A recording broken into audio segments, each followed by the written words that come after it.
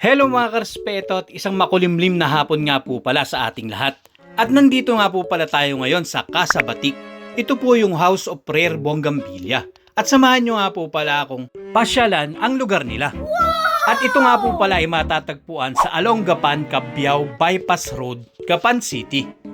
At papaano nga po pala pumunta dito kung alam nyo nga po pala yung bagong bukas na Estoria na restaurant. Tapat po nun yung bypass road, kakanan po kayo dun kung galing po kayo ng Walter Mart. From Estoria po, mga 1 kilometer po ang layo ng Casa Batik. At eto nga po pala ang price ng entrance nila. Sa mga adult nga po pala is 100 pesos. At sa mga senior citizen at PWD ay 80 pesos naman po. Sa mga estudyante naman po is 50 pesos. At sa mga bata naman po na may tangkad na 3.5 feet, ay free na po sila. At nagbubukas nga po pala sila from 8 a.m. to 7 p.m. every day. At ayun nga po, bago nga po pala kami pumasok dito sa Casa Batik, ay sinabihan na nga po pala kami sa entrance na wala pong bulaklak sa panahon ngayon. So dahil nandito na po tayo, ay pakikita ko na rin po pala sa inyo kung ano po ang itsura sa loob ng Casa Batik. At paalala ko na nga din po pala sa mga pagpupunta po dito na mas makabubuti po na tawagan nyo po muna yung Casa Batik or i-message nyo po sila sa page nila kung meron pong mga bulaklak dito. At lalong-lalo nga po pala sa mga manggagaling pa sa malalayong lugar para hindi po masayang yung pagpunta natin dito. At mataas din nga po pala ang rate nila sa Google na 4.7 sa 131 na nag-rate dito. At ano nga po ba ang Casa Batik? A garden. Casa Batik displays over 300 rare Bougainvillea varieties in our 7-hectare farm. Situated among Nueva Ecia's vast rice fields, our gardens hope to feature the best of the quaint and quiet life in our hometown, Gapan City. At nandito na nga po pala tayo sa Casa Batik Coffee Shop. So i-check po natin ang coffee shop nila dito. At nagbubukas nga po pala ito from 12 p.m. to 7 p.m. sa weekdays at 9 a.m. to 7 p.m. naman po tuwing weekends. At ano nga po ba ang pwede natin gawin sa loob ng Casa Batik?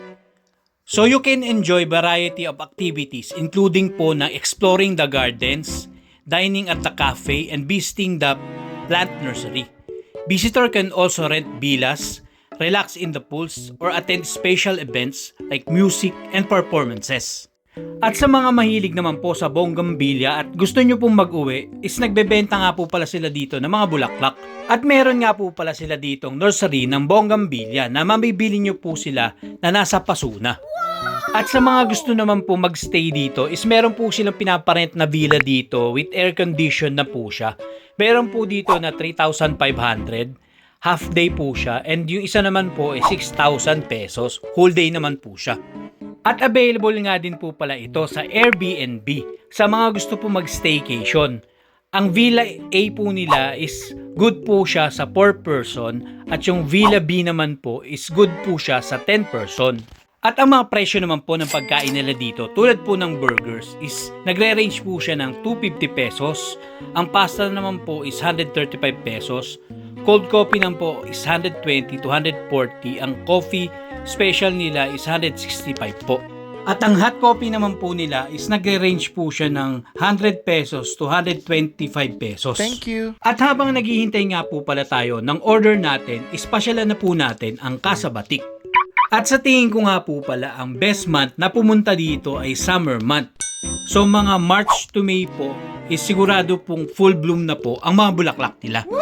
At isa pa nga po pala na pwede natin gawin sa loob ng Casa Batik is pwede po tayo mag-picnic. Nag-a-allowed po sila magdala tayo ng mga pagkain, pero bawal po magdala ng gas stove dito sa loob.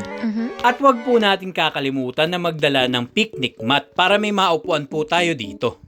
At isa pa nga po palang highlights dito, every weekends po, starting po ng mga Thursday hanggang Sunday, meron po silang mga local buskers na naka-sked dito. So, pwede po kayo manood ng live band. So, check nyo lang po yung page nila about sa mga magpa-perform. Thank you. At FYI nga din po pala, yung Batik nga po pala, the venue is also a cultural hub that promotes traditional Filipino arts like batik making and maybe host workshop in the future.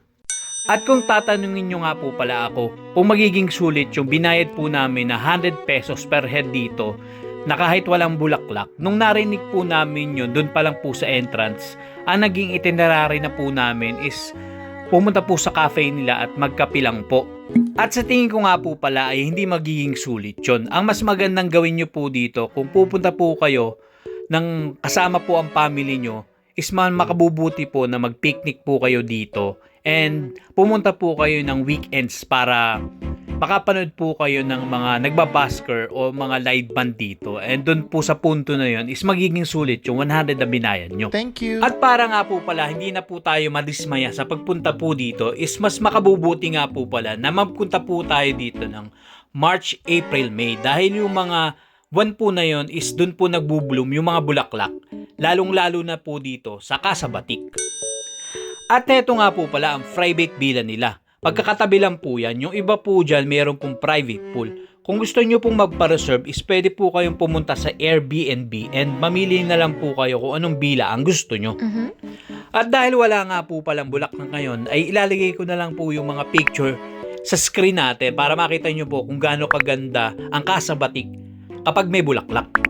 At nandito na nga po pala ang merienda natin na kikiam, squid ball, fish ball, meron din puntok neneng at yung dalawang sauce nila, ang vinegar at yung pinaka fishball sauce.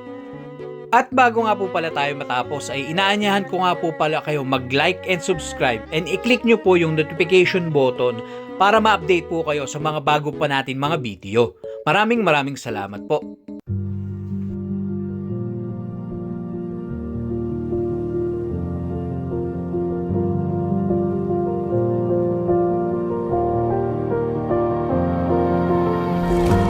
If I drown, would you pull me back to you? If I drown in your poison.